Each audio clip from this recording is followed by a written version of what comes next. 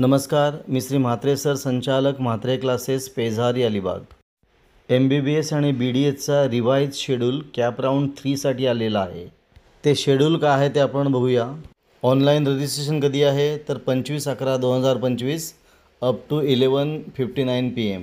Publication of revise combine merit list कधी आहे 27/10/2025. म्हणजे ऑनलाईन रजिस्ट्रेशन कधी आहे 25 तारखेला. रिवाइज कंबाईन मेरिट लिस्टची पब्लिकेशन कधी आहे 27 तारखेला. ऑनलाईन फिलिंग और editing preference form of CAP round 3 कधीपर्यंत आहे 27/10 ते 28/10 पर्यंत up to 11:59 PM. Declaration of CAP round 3 selection list कधी आहे 30/10/2025. आणि फिजिकल जॉईनिंग कधी आहे तर 31/10 ते 4/11 पर्यंत 5:30 वाजेपर्यंत. असं आहे कॅप राऊंड 3चं revise schedule for MBBS and BDS. आता आपण कॅप राऊंड 3चा MBBSचा एक्सपेक्टेड कट ऑफ बघणार आहोत. पहिला बघणार आहोत गव्हर्मेंट कॉलेजचा आणि हे कॅटेगरी वाईज बघणार आहोत.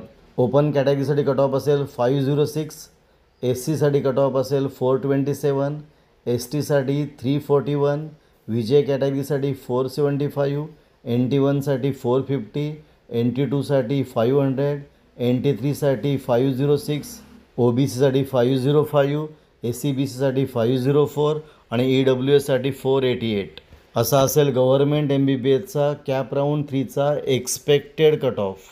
आता आपण बघणार आहोत प्रायव्हेट MBBSचा राऊंड 3साठी एक्सपेक्टेड कट ऑफ.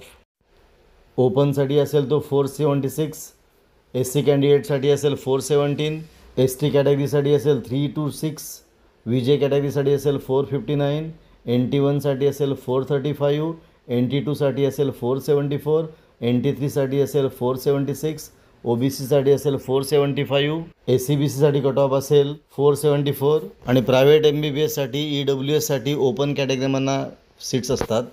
असा आहे प्रायव्हेट MBBSचा कॅप राऊंड 3चा एक्सपेक्टेड कट ऑफ. आता कॅप राऊंड 3साठी काही इन्स्ट्रक्शन आहेत ती आपण बघूया.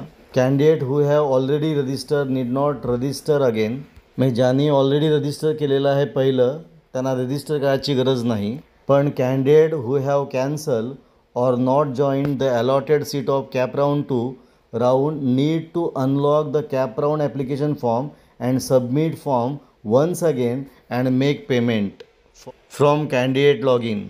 म्हणजे ज्याने कॅप राऊंड 2ला ॲडमिशन मिळालेली कॅन्सल केलेली आहे किंवा जॉईन केलं नाही त्यांना पुन्हा ॲप्लिकेशन फॉर्म सबमिट करावं लागेल आणि पेमेंट करावं लागेल. The choices fill by candidate for CAP round 2 will be treated as null and void. म्हणजे कॅप राऊंड 2ला टाकलेले जे चॉईस आहे ते सगळे कॅन्सल होतील. All candidate participating in CAP round 3 must fill fresh choices for this round. म्हणजे CAP round 3साठी नवीन फ्रेश चॉईसेस करायचे आहेत. Candidate allotted a seat in all India quota round 3 will not be considered for cap round 3 and subsequent round for state counseling. म्हणजे ज्या कॅन्डिडेटला all India कोटातून round 3ला admission मिळालेलं आहे असे कोणतेही कॅन्डिडेट कॅप राऊंड 3साठी आणि पुढच्या कोणत्याही राऊंडसाठी कन्सिडर होणार नाहीत. पुढे it is mandatory to join the allotted seat for CAP round 3. The candidate who are allotted in cap round 2 will not be considered for subsequent round irrespective whether they join or do not join for allotted seat for cap round 3. And detail of such candidate will be informed to MCC for further process and disqualification from all India quota round as per information voucher. आणि सगळ्यात महत्त्वाचं म्हणजे ज्यांना cap round 3मध्ये college allot होईल त्यांना ते college घ्यावंच लागेल आणि कॉलेज जर ते घेतलं नाही तर ते पुढच्या सगळ्या फेरीतून बाद होतील. असे आहेत कॅप राऊंड 3चे नियम.